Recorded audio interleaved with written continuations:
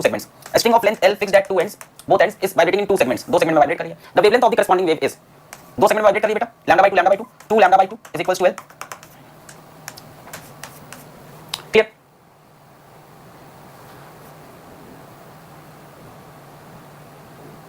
अब L by 2 कैसे आ रहा है? Vibrating in two segments. दो segment बनाए. Lambda by 2, lambda by 2, 2 lambda by 2.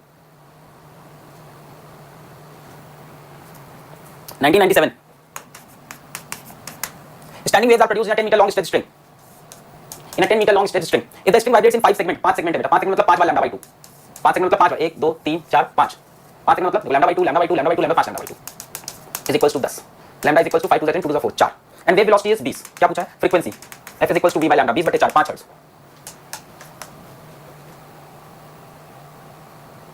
सदियों पुराना सवाल, राइट. 5 segment मतलब 5 lambda by 2, 1 2 3 4 5. A string is clamped at both ends. A string is clamped at both ends. दोनों एंड पे क्लैम्प कर दिया and is vibrating in its fourth harmonic, यानी 4 segment होंगे. And is vibrating in fourth harmonic, तो 4 segment होंगे बेटा. The equation of the stationary wave is this. The length of the string is, बेटा 4 segment होंगे. Lambda by 2 lambda by 2 lambda by 2 lambda by 2, 4 lambda by 2 is equals to L. यहाँ से lambda is equals to क्या हो जाएगा? L by 2, right?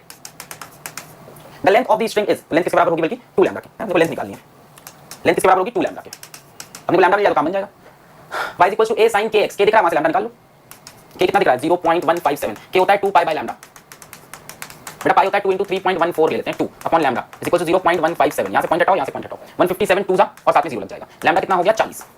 40 तो 2 into 40 answer कितना हो गया? 80 मीटर. सी नेक्स्ट 1994. क्या है? A wave of frequency 100 Hz is sent along a string towards a fixed end. When this wave travels back after reflection, a node is formed at a distance of 10 cm from the fixed end of the string. The speed of the incident wave is क्या है बेटा? एक wave को भेजा हमने कहा towards a fixed end. ये हो गया fixed end. क्या बता रहा है? When this wave travels back after reflection, a node is formed at a distance of 10 cm from the fixed end. इससे 10 cm पे एक नोड बनती है. A node is formed at a distance of 10 cm from the fixed end of the string. The speed of the incident wave. बेटा frequency पता है?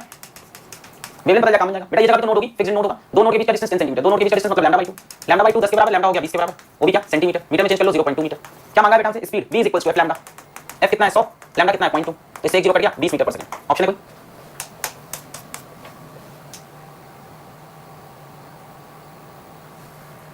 Retest 2015.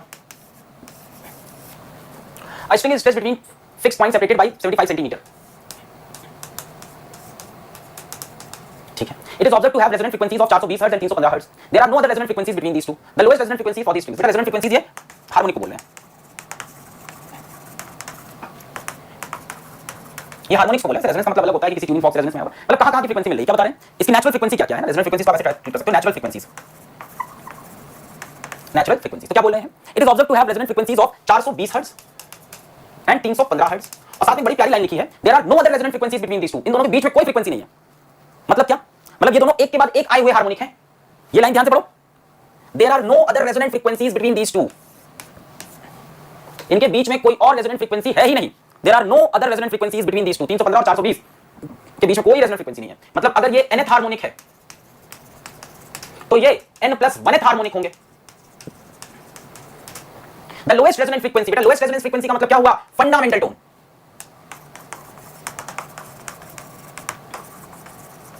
ये क्या है? Fundamental tone. यही मांग रहा है. The lowest resonant frequency for this string. बेटा काम करते हैं, फंडामेंटल ऐसी को लोग फर्स्ट हार्मोनिक बोलते हैं. इसकी फ्रीक्वेंसी को f1 मान लो. तो ये कितना हो जाएगा? n+1th हार्मोनिक की फ्रीक्वेंसी n+1 into f1. भाई n+1th हार्मोनिक क्या होगा? n+1 into f1 यानी 420. और nth हार्मोनिक क्या होगा बेटा? nth harmonic n times of f1 है ना. थर्ड हार्मोनिक क्या होता है? 3f1. Fourth harmonic 4f1. Fifth harmonic 5f1 है ना. तो n+1th हार्मोनिक क्या होगा? n+1 into f1 fundamental. 315 n times of f1. यहां से क्या निकालना है? f1 निकालना है कि n निकालना है? द लोएस्ट रेजोनेंट फ्रीक्वेंसी अपने को f1 निकालना है. तो n को एलिमिनेट करना है. n को एलिमिनेट करना है. n को एलिमिनेट करेंगे तो n f1 की वैल्यू यहां से 315 उठा के रख देंगे, हो जाएगा. अपने को n को एलिमिनेट करना है ना. तो 420 is equals to n+1 into f1. इसको लिख सकते हैं n f1 plus f1. n f1 की वैल्यू देखो मिल गई 315 प्लस f1. यहां से f1 is equals to 420 minus 315. तो 20 से 20 100 हो गया और 5 और पीछे 105. क्लियर? 2012 क्या है? 2014 में भी आया एकदम सेम ये क्वेश्चन 2014 में पूछा है. सवाल क्या है? When a string is divided into three segments of length L1, L2 and L3, the fundamental frequencies of these three segments are V1, V2 and V3 respectively. The original fundamental frequency of this string is, बेटा ये string है. It is divided into three segments. तीन segment divide कर दिया, L1, L2, L3। The fundamental frequencies of these three segment, इस segment की fundamental frequency nu 1 ये new होता है बेटा, न्यू 2 और ये न्यू 3। वेलोसिटी नहीं होता, ये न्यू सिंबल होता है, फ्रीक्वेंसी की किताबों में यूज किया जाता है, हम लोग को भी जैसा लगता है, इसलिए we don't seldom use this. So nu 1, nu 2, nu 3। The original fundamental frequency of the string is, अब स्ट्रिंग की फंडामेंटल फ्रीक्वेंसी मान लेते हैं न्यू है और स्ट्रिंग की लेंथ कितनी है, L, है ना। तो बेटा क्या है, the fundamental frequencies of these three segments are nu 1, nu 2, nu 3। तो बेटा फंडामेंटल फ्रीक्वेंसी होती कितनी है, v/2L होती है, v स्पीड होता है। तो अगर हम न्यू 1 की बात करें तो न्यू 1 हो जाएगा v/2L1, न्यू 2 हो जाएगा v/2L2 और न्यू 3 हो जाएगा v/2L3, राइट। और पूरी अगर हम लोग किसी the original fundamental frequency of the string क्या हो जाएगा, v/2L हो जाएगा। बेटा जाहिर सी बात है L क्या है, L1 + L2 + L3 है, ठीक है। तो L की जगह क्या लिख सकते हो आप, v/2 न्यू। L1 की जगह क्या लिख सकते हो, v/2 new 1, v/2 new 1। L2 की जगह क्या लिख सकते हो, v/2 न्यू 2 और L3 की जगह v/2 nu 3। v 2 cancel, 1 by nu is equal to 1 by nu 1 + 1 by nu 2 + 1 by nu 3, खत्म। भाई ये रिकॉर्डेड पक्का, रक्षित बोल रहे हैं।